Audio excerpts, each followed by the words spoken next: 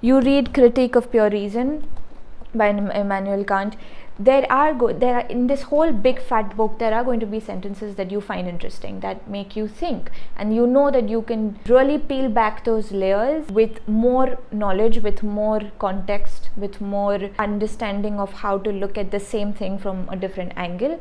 So just underline it or mark it. Keep a note. Don't take notes as much as just underline the stuff that's already on the page so you can move on from it. Don't just get stuck in one place, because then that sometimes with certain different books have to be read in different ways. With books like these, what I do is my first reading, I'm not really setting high standards for myself when it comes to the first reading, because the first reading is just you getting familiar with that language. The next step of my reading method is something that happens after you finished the first read, and this is something that I've realized many readers skip, but I really think you shouldn't, because it's a really rewarding process, and which is that the stuff that you have underlined and marked, either because you found it too complex, you couldn't understand it, or because you actually found it really interesting, you can look them up online. Research the book at a very slow pace. You're not doing it in order to write a paper or a thesis, you're just doing it to give yourself that understanding, so you can take weeks and months to do that.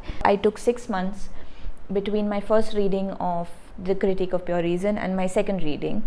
So I just took my time. I skimmed through a lot of critical interpretations, watched a bunch of videos, read a lot about Immanuel Kant, which philosophers was he influenced by, and just so many ways of acquiring knowledge about a book and trying to look at it from different angles and perspectives.